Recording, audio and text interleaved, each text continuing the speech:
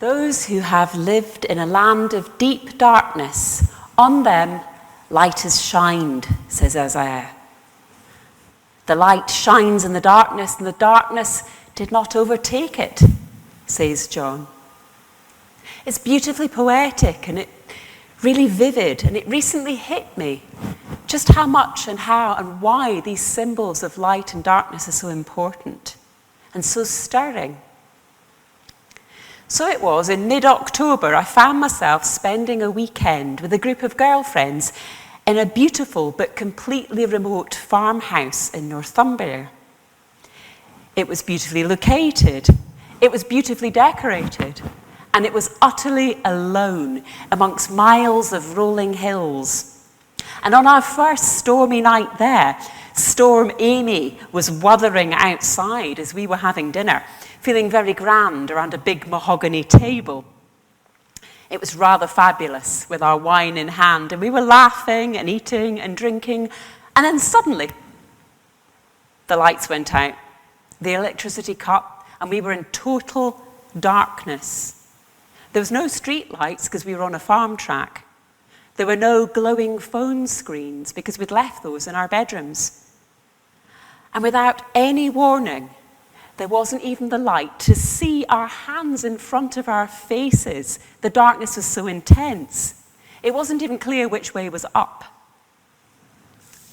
So hoping that there was still a box of matches by the cooker in the kitchen, I inched my way along the wall to a door handle, one footstep at a time, aware I had no idea what hazards lay along my route. I was on an adventure. This was rather fun. But the excitement soon evaporated because behind me I could hear one very dear friend was sobbing in panic. Darkness was not her friend. She's got mobility issues and she has high anxiety, and darkness suddenly felt threatening and scary to her in her vulnerability. So I was now on a more serious and urgent quest. It meant that the moment my fingers found that box of matches, it was a real relief. We lit a candle. And everything felt safe again. Calm was restored. Hope returned. We could literally see ways out of our situation. Being forced into that darkness was unsettling. It changed how we behaved. It changed how we thought, how we felt. Our attitudes to the house and the furniture altered in an instant. Our cosy country refuge was no longer new and exciting. Instead, it felt unfamiliar and even hostile. And yet, with that one small candle, everything was transformed. We could see the room around us, sharp corners we could bump into, or stools we might trip over, no longer hidden. And we could connect with one another. Our faces glowed in the gentle, cheering light. One tiny candle flame came into our deep darkness and made a huge difference.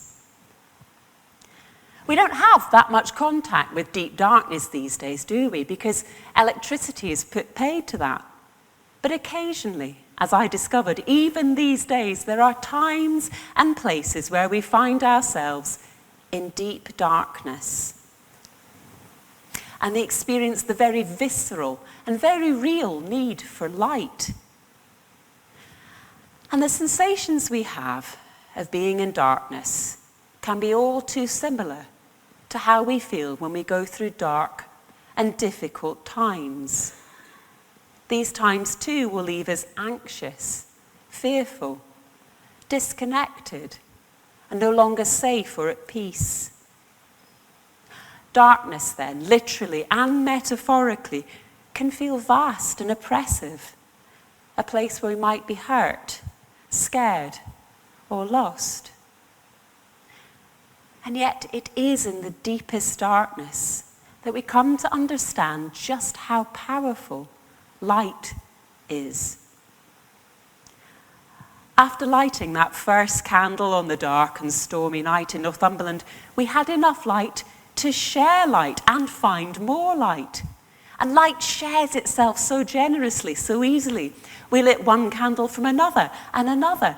And in the scented candles, someone had brought us a present. And then we found a torch which we could carry around with us to find our phones, and even a camping lantern in a cupboard, and another box of matches. And with each source of light, we felt the joy of being together in a beautiful house return. We could relax and feel safe again. And just one tiny light was all it took. When life feels dark, it can be something as tiny as that makes a difference to us. And grief and loss is so uniquely and particularly dark. When life feels deeply dark, then we are particularly and peculiarly sensitive to any light at all. And when we read the poetry of Isaiah and of John, and when we hear that Jesus is the light of the world, and when we sing of how God comes to us as a tiny flame at Christmas, his loving presence bringing light and life, then we remind ourselves of the connection, the hope, the changed perspective, and the safety that Christ brings into the world, shining in a darkness that cannot be overcoming his light. God could have come to us in a shocking, bright blaze of flame and glory, but such an immense and powerful light would leave us dazed and confused and blinded. We might well remain in the darkness.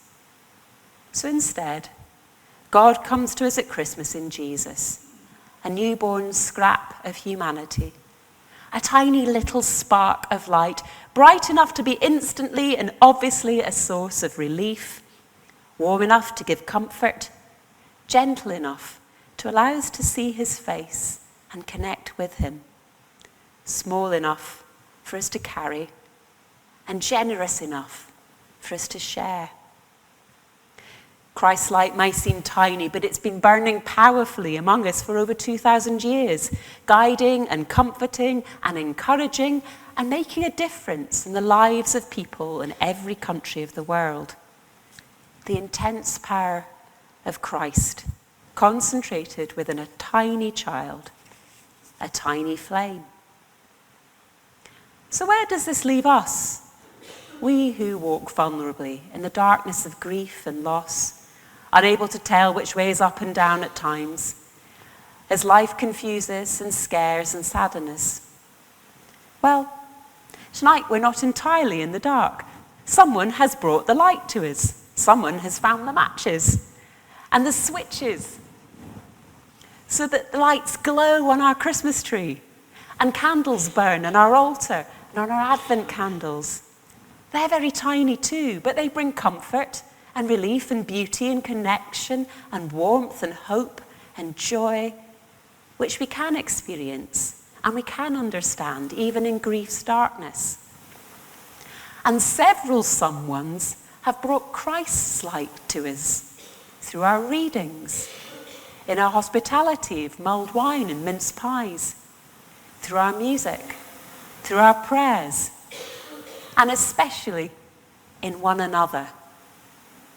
Jesus shines for us and with us and within us this evening.